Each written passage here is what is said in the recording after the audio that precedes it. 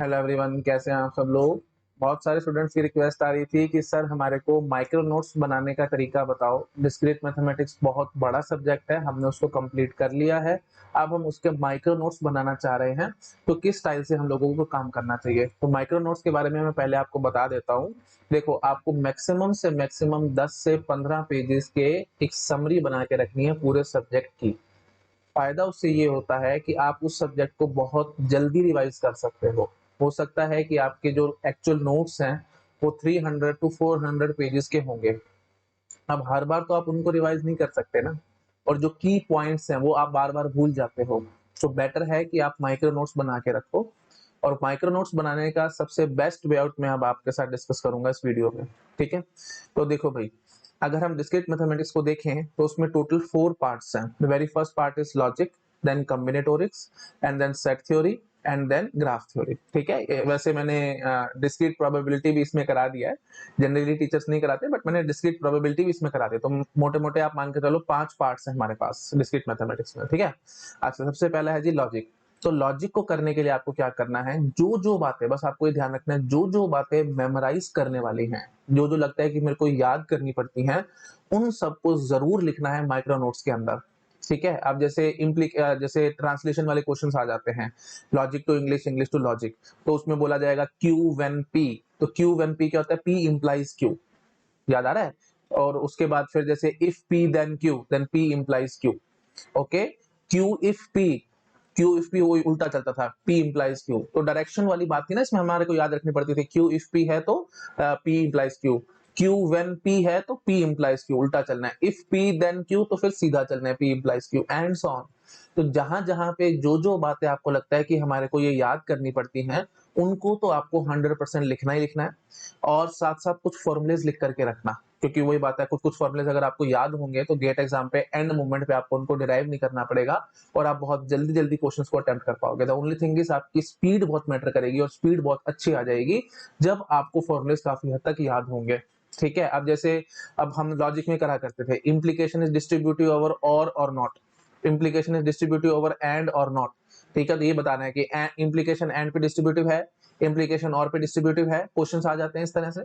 तो अगर आपने ये सब चीजें अगर आपके माइंड में ही होंगी, आपने इतनी बारी कर रखा होगा, आपके माइंड में फिट होंगी बातें, एक झटके में आप आंसर निकाल के आ जाओगे 10 टू 15 सेकंड्स के अंदर। नहीं तो वही बात है, सॉल्व करना पड़ेगा। ठीक है, फिर फॉर ऑल है ना, क्वांटिफायर जब हमने पढ़ते, for all is distributive over and, है ना। और फिर there exist is distributive over और, है ना, देयर एग्जिस्ट और पे डिस्ट्रीब्यूटिव था, फॉर ऑल एंड पे डिस्ट्रीब्यूटिव था, है ना। तो ये सारी बातें अगर आप लिख के रखोगे ना तो बहुत फायदा होगा आपको। ठीक है, और फिर वही बात ऐसे घुमा घुमा के question, for all is distributive over implication और not, for all is distributive over से बाई कंडीशनल और नॉट, है ना। तो फिर वही बात है। तो हर एक चीज अगर आपके माइंड में फिट होगी तो बहुत फायदा होगा और स्पीड बिल्डअप होगी।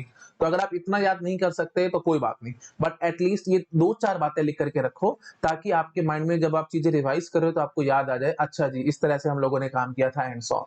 ठीक है, तो जैसे for all is distributive over and और नॉट, ये लिख करके रख दो। ठीक है, और अपने माइंड में फिर चलाओ कि फॉर ऑल एंड पे डिस्ट्रीब्यूटिव था या नहीं था, और था तो क्यों था, विद प्रूफ, क्वेश्चन मार्क हर जगह लगाते चले जाना। जो भी आप फॉर्मूला लिखोगे, बस एक बात मेरे दिमाग में बिठा लो, अच्छे से गांठ बांध लो, जो भी आपने फॉर्मूला लिखना है ना अपने माइक्रो नोट्स के अंदर, उसके आगे क्वेश्चन मार्क लगा करके ब्रैकेट में प्रूफ जरूर लिखना है, ताकि जब आप रिवाइज कर रहे हो तो फॉर्मूला रिवाइज तो होगा ही होगा, साथ साथ आपको उसका प्रूफ खुद से करके देखना है। माइक्रो नोट्स में प्रूफ नहीं लिखना भाई, आपको खुद से अपने हाथ से प्रूफ करके देखना है। मैं आपको बताता हूँ, 4 से 5 बार भी ज्यादा से ज्यादा अगर आपने किसी फॉर्मूले को डिराइव कर लिया ना, वो छप जाएगा दिमाग में, आप सारी उम्र उसको भूलोगे नहीं। मैं आपको हमेशा एग्जांपल से बताता हूँ, 2+2 = 4, ये आप सारी उम्र नहीं भूलने वाले। क्यों? क्योंकि आपने इसको इतनी बार करा है, जब से पैदा हुआ तब से यही काम कर रहे हो। ठीक है, बहुत साल हो गए। तो कोई आपसे नींद में से भी उठा करके पूछेगा, फटाफट से बताओगे 2+2 = 4। तो यही कहानी आपके साथ यहाँ पे चलनी चाहिए, है ना। तो गेट के सब्जेक्ट्स में भी यही कहानी होनी चाहिए। बार बार आप लिखते रहो, बार बार लिखते रहो, उससे चीजें बहुत ज्यादा अच्छी हो जाएंगी आप लोगों की। वर्ड इज लिखना है, पढ़ने से इतना नहीं होगा भाई, लिखने से सारा कुछ होगा।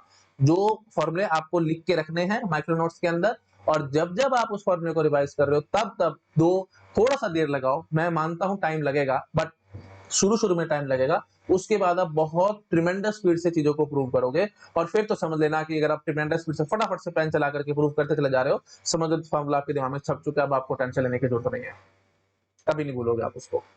ठीक है, ये सबसे बेस्ट वे आउट है। तो फॉर्मूले सारे लिखने हैं। ओके, ऐसे ही अब तो ट्रांसलेशन में चीजें याद करने वाली थी वो लिखनी है। तो अब दो बातें आपको समझ में आ चुकी है। लॉजिक में जो बातें याद करने वाली हैं उनको लिख के रखना है, जो फॉर्मूलेज हमने पढ़े हैं वो कौन सा डिस्ट्रीब्यूटिव किस पे है ना, वो सब चीजें आपको याद होनी चाहिए। और ये जैसे छोटी-छोटी बातें है ना, NAND is commutative but not associative, NOR is commutative but not associative. तो ये जो लॉज वाली बातें हैं ये आपको लिख के रखनी है, और ब्रैकेट में लिखते चले जाना proof proof proof proof proof. ठीक है, तो उससे आपके माइंड में चीजें फिट हो जाएंगे। ओके, ये चीजें बहुत इंपॉर्टेंट है। दूसरी बात जो ट्रांसलेशन में हम लोगों ने पढ़े थे, क्यू व्हेन पी, है ना, Q whenever P, if P then Q, Q if P. तो इफ के बारे में आई थिंक मैंने आपको 10 ट्रांसलेशन दी थी, तो वो सारी आप लिख के रखो। ठीक है, तो उससे याद रहेगा। वेन एवर भी बताया था, वेन बताया था, वेन एवर बताया था, ऐसे बहुत सारे थे। अगर मैं ये सब इतना फिर बोलूंगा तो सारा वीडियो लंबा हो जाएगा, इतना हमारे को नहीं घुसना। मेरे को सिर्फ आपको की पॉइंट्स बताने हैं कि काम कैसे करना है। आई थिंक क्लियर हो गया होगा, लॉजिक को आपको इस तरह से चलाना है। ठीक है, फॉर्मुलेज लिख के रखने हैं, और जो ट्रांसलेशन वाली बातें हैं वो लिख करके रखनी है। फॉर्मुलेज में कौन किस पे डिस्ट्रीब्यूटिव है, कौन किस पे नहीं है, सारे नहीं लिखने, लेकिन एक दो लिख करके रखना, और ब्रैकेट में प्रूफ लगा के रख लेना, ताकि आपको याद हो जाए कि हम काम कैसे कर रहे हैं। और इम्प्लीकेशन में ये जरूर लिखना कि P implies Q है, इसको फॉल्स करना है, तो P को किसी तरीके से ट्रू करो और Q को किसी तरीके से फॉल्स करो, तब जाकर के हम चीजों को प्रूव कर पाते थे। याद है कि नहीं, कौन किस पे डिस्ट्रीब्यूटिव है, तो इसी तरीके से हम लोग प्रूव किया करते थे। थोड़ा याद आ रहा होगा, नहीं याद आ रहा तो मैं आप क्या बोलूँ भैया ना, प्लीज। ठीक है, अब आगे बढ़ते हैं, इसको छोड़ो, लॉजिक का काम कंप्लीट। कॉम्बिनेटोरिक्स, कॉम्बिनेटोरिक्स में जो मैंने आपको एक बहुत ब्यूटीफुल वीडियो बनाया था, 9 categories of problems in permutation and combination, है ना, वो आपको अच्छे से देखना है। वही पूरा का पूरा परम्यूटेशन कॉम्बिनेशन की समरी था, है ना। कब कौन सा कैटेगरी, कब कौन सी कैटेगरी बनेगी, कब कौन सी कैटेगरी बनेगी, किस टाइप के क्वेश्चंस हैं, वो आपके माइंड में फिट होने चाहिए। तो उसको बेशक से आप लिख करके रख सकते हो। ठीक है, तो मैंने आपको बताया था ना, PNC is system, it is not random thing, है ना। तो 9 कैटेगरीज हैं, उन्हीं कैटेगरी में ही कोई ना कोई क्वेश्चन आएगा। जो भी क्वेश्चन आया कैटेगरी पे जानो, फॉर्मूला लगाओ, आंसर निकालो, डेट्स इट। बट हर एक फॉर्मूला का मैंने आपको प्रूफ दिया था, है ना। तो सीधा ये सब टेबल अच्छे से बना के रखने, तो मैंने टेबल बना करके दिखाई थी आपको। परमुटेशन विदाउट रिपीटेशन का क्या फॉर्मूला था, परमुटेशन विद रिपीटेशन का क्या formula, with limited repetition, permutation with unlimited repetition, ऐसे कॉम्बिनेशन विदाउट रिपीटेशन, एनसीआर, है ना, combination with limited repetition, generating function, combination with unlimited repetition, n-1 plus RCR, उसमें n क्या है, r क्या है, एंड सो ऑन, है ना। फिर 5 अलग प्रॉब्लम्स मैंने आपको बताई थी, जो कि बिल्कुल अलग अलग लग रही थी, लेकिन वो सारी की सारी कॉम्बिनेशन विद अनलिमिटेड रिपीटेशन से सॉल्व हो जाया करती थी। प्रूफ दिया था n-1 प्लस RCR ऐसा क्यों आता है, एंड सो ऑन। वो सब चीजें लिख करके रखो, समझ रहे हो। फिर समीशन का टॉपिक आ जाएगा, समीशन में बाइनोमियल थ्योरम, है ना, वो आपको पता होना चाहिए, विद प्रूफ पता होना चाहिए कैसे ये चल रही है, क्योंकि बहुत यूज है इसका, बहुत यूज है ना। फिर हमने बाइनोमियल कोफिशिएंट्स के बारे में चीजें पढ़ी थी, एक्सटेंडेड बाइनोमियल कोफिशिएंट्स के बारे में पढ़ा था। बाइनोमियल कोफिशिएंट में हमने बहुत सारे रूल्स पढ़े थे और फॉर्मुलेस बताए थे मैंने आपको, पास्कल फॉर्मूला, रो सम, कॉलम सम, ये सब लिख करके रखो भाई। ठीक है, ये सब लिख करके रखोगे तो फटाफट से आप चीजों को रिवाइज कर पाओगे। क्लियर हो रहा है। जेनेटिक फंक्शन में जो मैंने आपको बेसिक फॉर्मुले दिए थे, मैंने आपको बताया था जेनेटिक फंक्शन क्या है भाई, ये इंटीग्रेशन से लिंक हो जाता है ना। जैसे हम लोग कैलकुलस पढ़ते हैं, ऐसे ही जेनेटिक फंक्शन है हमारे पास। तो genetic function is just like a discrete calculus, है लॉट ऑफ एप्लीकेशन है इसकी, लेकिन हमने तो सिर्फ 2-4 एप्लीकेशन से करी थी जो हमारे गेट से रिलेटेड है ना। आपको याद आ रहा होगा, सीधे सीधे फॉर्मुलेज आते हैं, है ना। और मैंने आपको तो ये सब चीजें ना कीवर्ड्स होते हैं जो आपको पता होना चाहिए। Sigma r is equal to 0 to infinity, ये जब नजर आएगा, इनफाइनाइट सब नजर आएगा, तो समझ लेना जेनेटिक फंक्शन का क्वेश्चन है। Sigma r is equal to 0 to n वाला क्वेश्चन आएगा तो समझ लेना कुछ ना कहीं ना कहीं कुछ ना कुछ बाइनोमियल थ्योरम या इस सबसे कुछ ना कुछ लिंक हो रहा होगा। ठीक है ना। तो ये जो मैंने की पॉइंट्स दे रखे हैं ना, वो सब आपको लिख करके रखने हैं, उससे आपको बहुत फायदा होगा और चीजें बहुत जल्दी रिवाइज कर पाओगे। बार बार बता रहा हूँ, जो जो फॉर्मूले, पास्कल फॉर्मूला लिखा, है ना, आपने रो सम लिखा, कॉलम सम लिखा, जो भी आपने सब लिखा, वो फॉर्मूला लिख लो और उसके बाद ब्रैकेट में लिखते जाओ प्रूफ प्रूफ प्रूफ, बस। तो जब भी आप रिवाइज कर रहे हो उनको प्रूव कर करके देखते चले जाओ।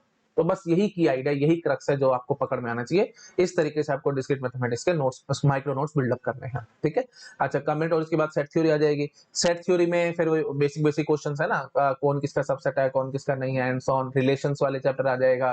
फिर रिलेशन में बस फटाफट से एक एक डेफिनेशन लिखते चले जाओ, रिफ्लेक्सिव क्या है, सिमेट्रिक क्या है, एंटी सिमेट्रिक क्या है, एसिमेट्रिक क्या है ना, और उसके बाद ट्रांजिटिव क्या है, इररिफ्लेक्सिव क्या है। टोटल 6 तरह की बताई थी ना, तो वो सारी फटाफट से लिख लो, डेफिनेशन डेफिनेशन लिख लो। और कैसे लिखनी है, लॉजिक स्टाइल में। इंग्लिश मत लिखने बैठ जाना, सीधा लॉजिक स्टाइल में लिखो, फॉर ऑल एक्स, है ना, x related to x, that is your reflexive.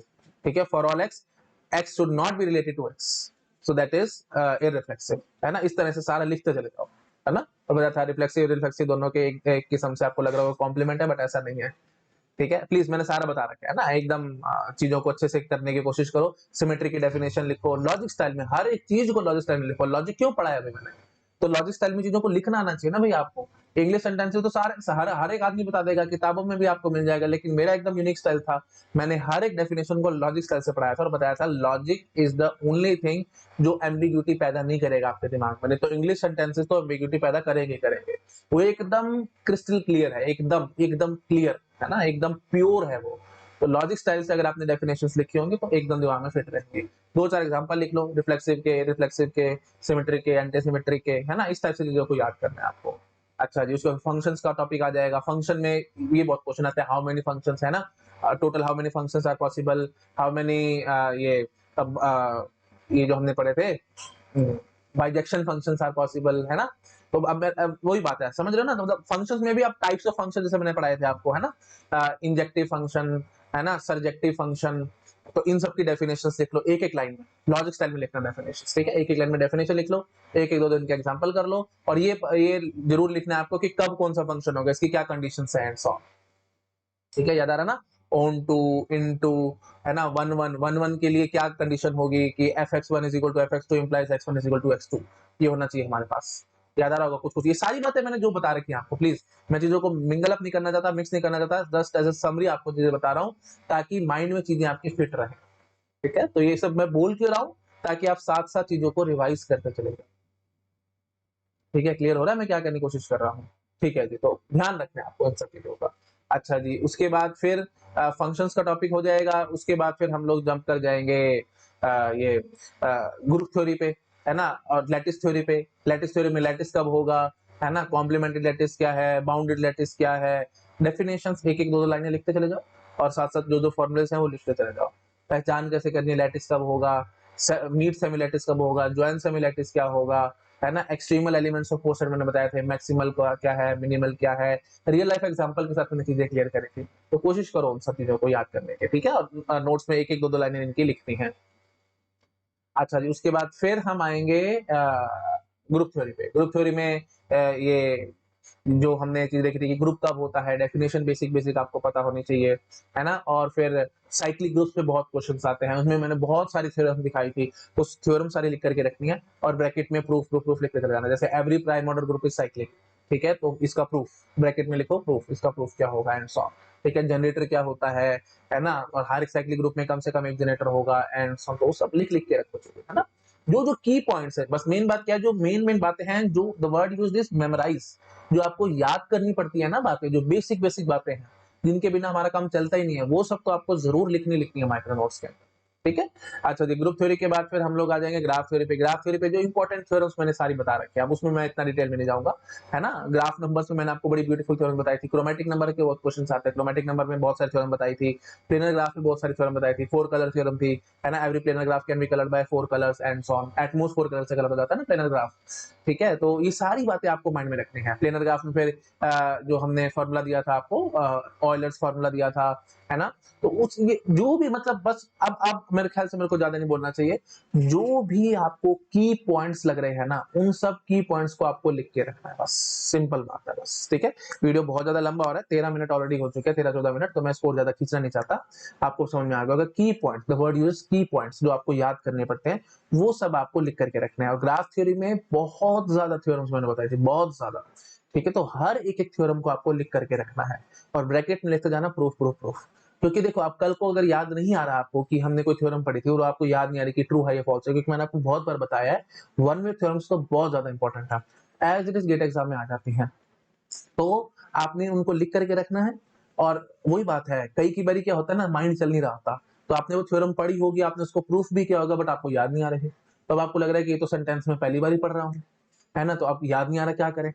तो उस पॉइंट ऑफ टाइम पे क्या होगा, जब अगर आपने चीजों को प्रूफ किया हुआ होगा, तो गेट एग्जाम में बैठे बैठे मैक्सिमम से मैक्सिमम, क्योंकि प्रैक्टिस अच्छी होगी, तो 30 से 40 सेकंड के अंदर आप उस स्टेटमेंट को प्रूव कर जाओगे कि ठीक है जी, स्टेटमेंट ट्रू है, ये स्टेटमेंट फॉल्स है।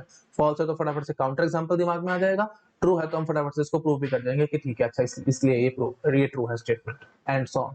तो ये फायदा होगा प्रूफ का, क्योंकि इतना कुछ है, कितना याद करोगे भाई, याद कर करके थक जाओगे, है ना। तो बेटर है चीजों के प्रूफ में घुसा करो और उनके हिसाब से चीजों को करो।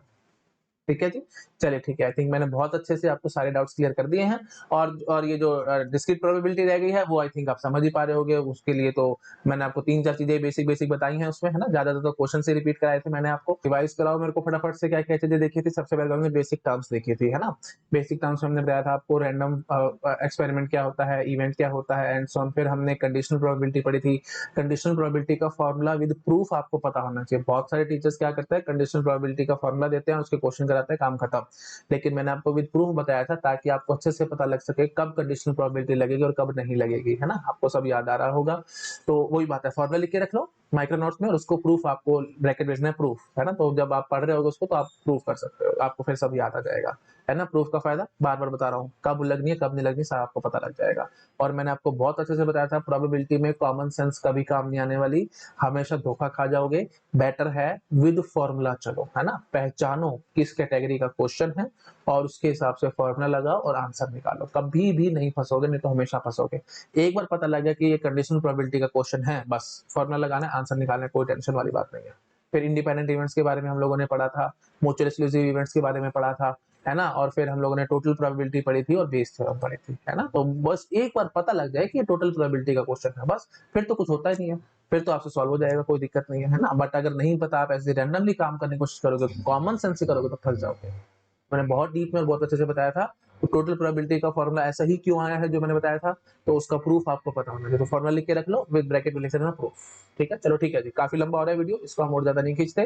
Thank you so much, bye bye. अगर आपको मेरा काम पसंद आ रहा है तो प्लीज वीडियोस को लाइक करते रहा करो, चैनल को सब्सक्राइब करना मत भूलना, अपने फ्रेंड्स के साथ शेयर जरूर करना। और अगर आप मुझे फाइनेंशियली हेल्प करना चाहते हो तो यूपीआई आईडी आपको डिस्क्रिप्शन में मिल जाएगी, आप जो भी अमाउंट डोनेट करना चाहें वो कर सकते हैं।